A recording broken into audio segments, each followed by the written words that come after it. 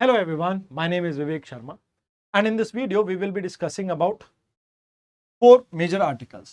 पहले आर्टिकल में we will be talking about Daryl democracy के बारे में बात करेंगे जो कि पर्सनालिटी कल्ट की वजह से हो रहा है.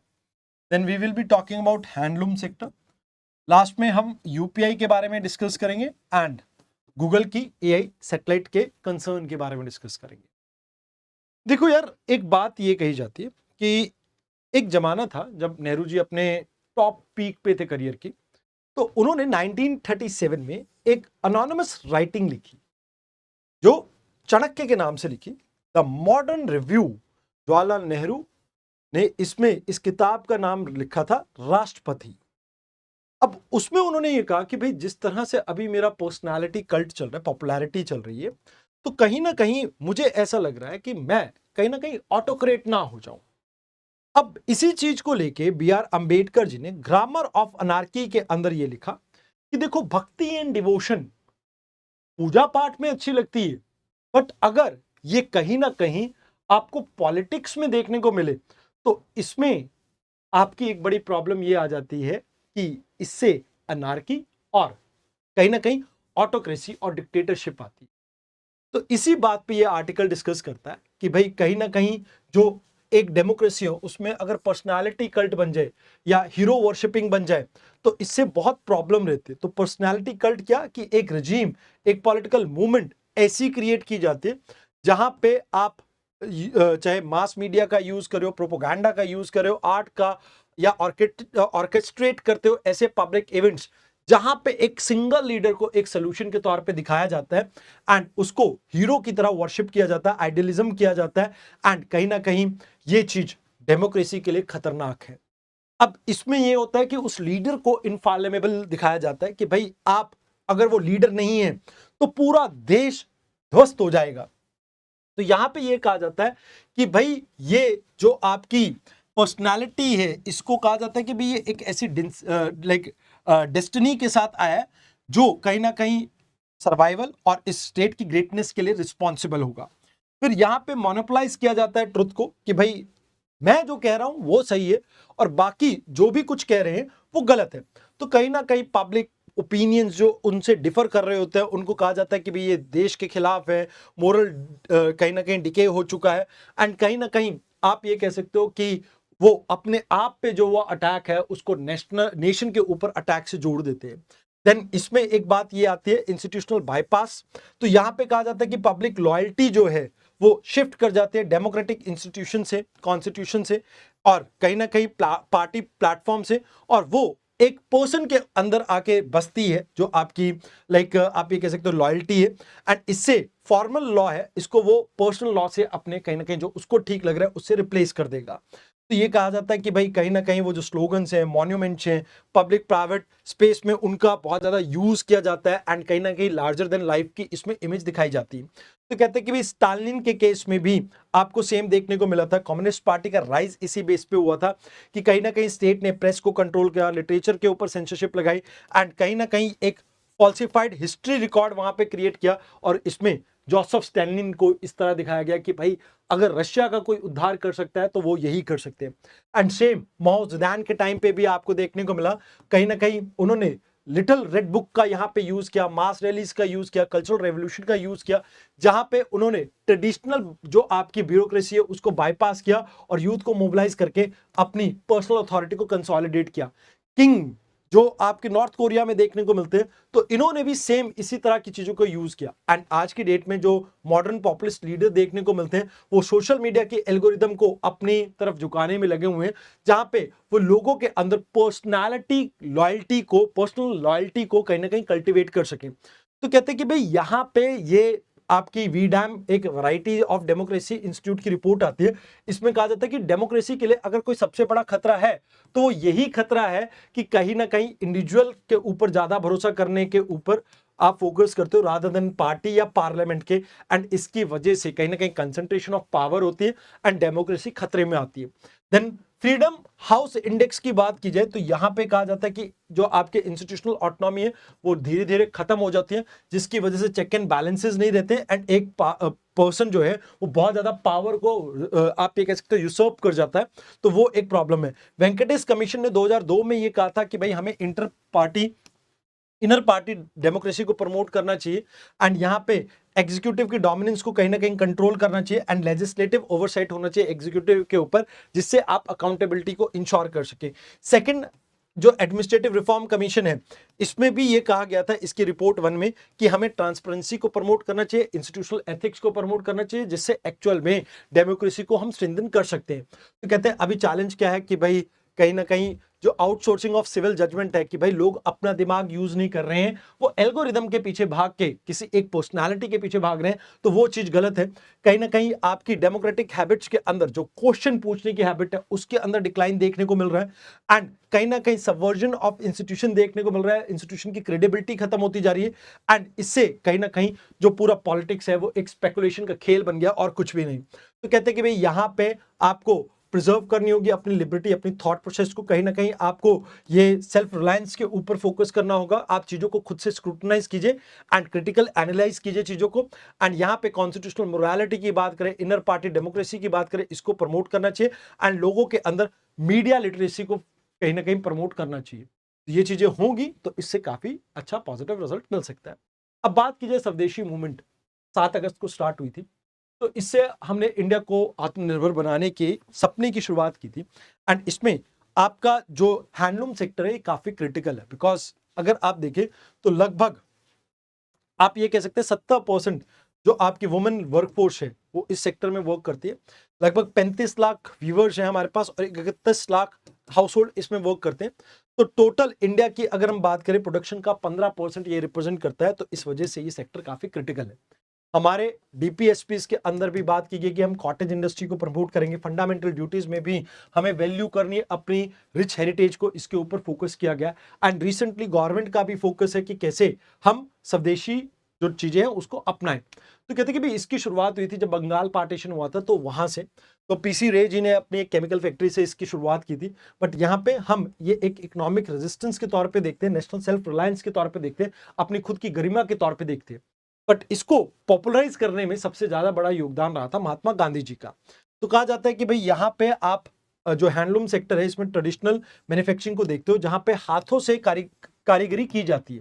तो कहते हैं कि भाई यहाँ पे नॉन फार्म एक्टिविटीज के अंदर बहुत बड़ा योगदान है इसका एंड एक बड़ा अनऑर्गेनाइज सेक्टर इसमें आता है आपका। मिनिस्ट्री ऑफ टेक्सटाइल इससे डील करती है एंड इसके लिए handloom reservation of article for production act 1985 and आपका geographical indication of goods act 1999 इससे डील करता है। तो कहते हैं कि भाई अभी आपका हैंडलूम सेक्टर में क्या रहता है कि भाई मैनुअल वर्क होता है, लो कैपिटल रिक्वायर्ड होती है, आपके नॉन फार्म जॉब एम्प्लॉयमेंट के लिए काफी इंपॉर्टेंट है, काफी यूनिक होता है, सस्टेनेबल होता है एंड कहीं ना कहीं एनवायरमेंटल इंपैक्ट इसका बहुत कम होता है। बट दूसरी तरफ पावर लूम की बात की जाए तो ऑटोमेटेड होता है, हाई कैपिटल इंटेंसिव है, अर्बन और सेमी अर्बन एरिया में ये ग्रो करता है एंड मास प्रोडक्शन के ऊपर फोकस करता है। अभी रिसेंट टाइम में जैसे गुजरात में आपको कुछ वीविंग के लाइक आपको फीचर्स देखने को मिलते हैं, संबलपुर में, उड़ीसा में एंड ऐसे ही तेलंगाना में भी ये जो साड़ी है वो काफी इंपॉर्टेंट है। तो कहते हैं कि भाई अब इसमें मेजर चैलेंज क्या है कि हमारे पास अनऑर्गेनाइज वैल्यू चेन है, जिसकी वजह से कहीं ना कहीं मिडिल मैन के मार्जिन बहुत ज्यादा हो जाते हैं, वर्क इनसिक्योरिटी रहती है। कुछ आप ये कह सकते हो 200 दिन के लिए तो ये काम करते हैं, बट 165 दिन के लिए इनके पास काम नहीं होता एंड एक टफ कॉम्पिटिशन इनको पावर रूम से झेलना पड़ता है एंड रॉ मटेरियल की इन्फ्लेशन इनके लिए सबसे बड़ी प्रॉब्लम है। बट यस, अगर हम यहाँ पे देखें तो एम्प्लॉयमेंट कहीं ना कहीं बहुत एक बड़े सेक्टर को ये प्रोवाइड करता है, सेक्शन को प्रोवाइड करता है, वुमेन इंपावरमेंट में काफी अच्छा रोल है एंड रूरल एरिया में 90% जो हाउस होल्ड है इसमें आपका वर्क करता है, जो भी नॉन फार्म एक्टिविटी में जुड़ा हुआ है। तो कहते हैं कि भाई इसमें क्वालिटी के ऊपर हमें वर्क करना चाहिए, ई कॉमर्स से इसे जोड़ना चाहिए एंड शिफ्ट करना चाहिए हमें एस्पिरेशन की तरफ, जहां पे नए नए, जैसे आपने देखा होगा कि इंडिया की जो कोल्हापुरी चप्पल है, भाई पराडा ने उसको कहीं ना कहीं एक्नॉलेज किया, रिकॉग्नाइज किया, तो हमें कहीं ना कहीं उसके ऊपर फोकस करना चाहिए। तो बात करते हैं अब यूपीआई की। देखिए डीमोनेटाइजेशन हुई थी तो उस समय 2016 में हमने लाइक डिजिटल पेमेंट्स को प्रमोट करने के लिए यूपीआई यानी आपकी यूपीआई को प्रमोट किया था। अब रिसेंटली गवर्नमेंट ने tax and other law bills 2026 के अंदर ये कहा है कि भाई आने वाले समय में यूपीआई यूनिफाइड पेमेंट सिस्टम के ऊपर आपका 0.25% से 5% तक टैक्स लग सकता है, जिसे मर्चेंट डिस्काउंट रेट कहा जाता है। अब ये आपको पे नहीं करना होता, इसमें ये टैक्स पे करता है आपका दुकानदार। पर दुकानदार क्यों पे करेगा? क्योंकि यहां पे लेट्स से दुकानदार का एक बैंक है, एबीसी बैंक होगा कोई भी, इस बैंक का इसका खाता है, इसमें इसको पैसा भेजना है, एंड यहाँ पे एक जो आपका कार्ड जिस कंपनी का यूज हो रहा है वो बैंक होगा, ये कोई अदर बैंक लगा लेते हैं, और इनको आपस में कनेक्ट करने के लिए कोई इंटरमीडियरीज लगेंगे। तो कहते हैं कि भाई इन तीनों के बीच में ये पैसा आपका डिवाइड किया जाता है। तो कहा जाता है कि भाई देखो ये पेमेंट एंड सेटलमेंट सिस्टम के सेक्शन 10 के अंडर आता है आपके सिस्टम एक्ट के, एंड इसमें अगर हम बात करें तो कहीं ना कहीं पिछले 10 सालों में, एक दशक के अंदर जो भी हमने हार्डवर्क करा है उसके ऊपर काफी नेगेटिव असर पड़ेगा। अभी तक जीरो एमडीआर यानी मर्चेंट डिस्काउंट रेट रेजिम के अंदर ये आता था, एंड अभी यहां पे अगर हम बात करें तो इसमें ये कह रही है गवर्नमेंट की भाई 2000 से नीचे की जो ट्रांजैक्शन है उसके ऊपर कोई टैक्स नहीं लगेगा, बट 2000 से ऊपर की ट्रांजैक्शन के ऊपर टैक्स लगेगा। बट एक बात ये है कि एक्चुअल में ये 65% आपकी ट्रांजैक्शन है।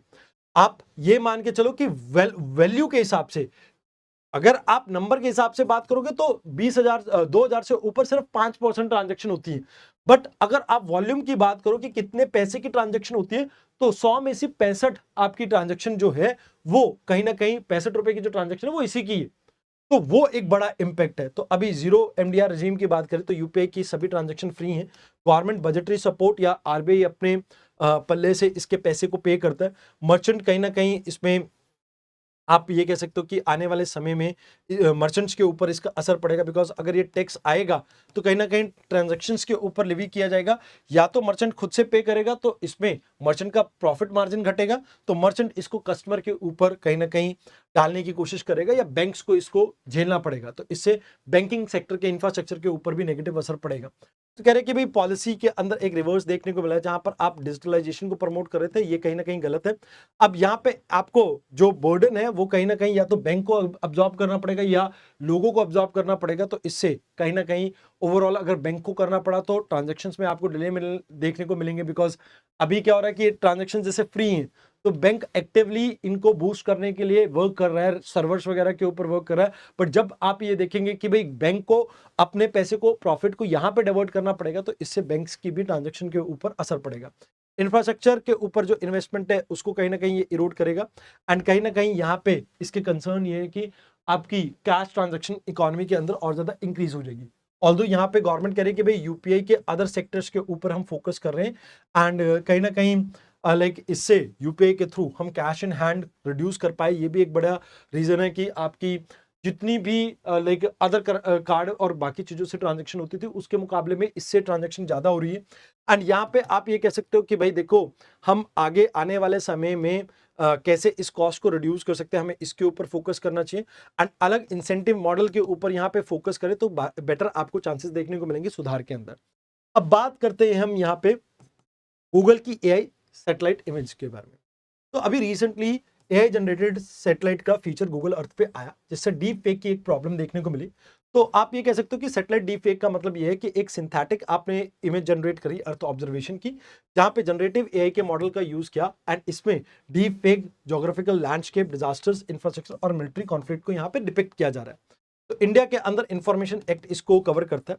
अब गूगल ने यहाँ पे इमेज जनरेशन के अंदर एक नैनो बनाना टाइप की टेक्नोलॉजी को यूज किया, जो कि आपके ऑल्टर कर सकता है किसी भी विजुअल को। बट इसमें गूगल ने वाटरमार्क का यूज किया, बट वो वाटरमार्क इतना ज्यादा इफेक्टिव नहीं है।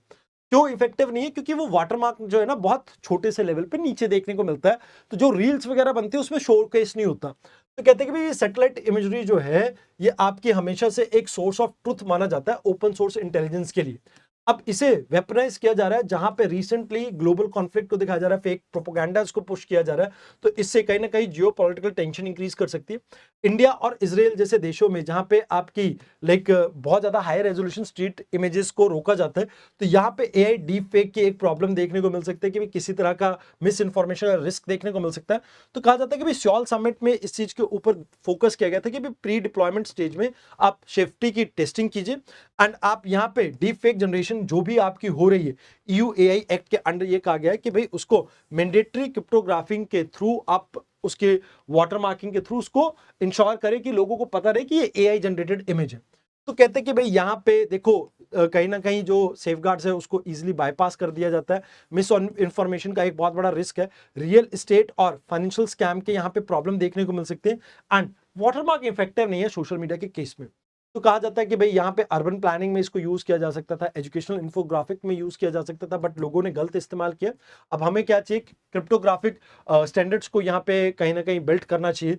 रेड टीमिंग के ऊपर हमें फोकस करना चाहिए। मैंडेटरी वो जो पब्लिक स्टिकर्स वगैरह को आप यूज कीजिए जिससे AI जनरेटेड इमेजेस का पता लग सके, तो उसके ऊपर हमें यहाँ पे फोकस करना चाहिए। एंड लोगों के अंदर अवेयरनेस जनरेट करनी चाहिए कैसे आप यहाँ पे चीजों को वेरीफाई कर सकते हैं। तो इससे रिलेटेड ये दो चीजें हैं जो आपको देखनी है। आज के डिस्कशन में इतना ही। धन्यवाद।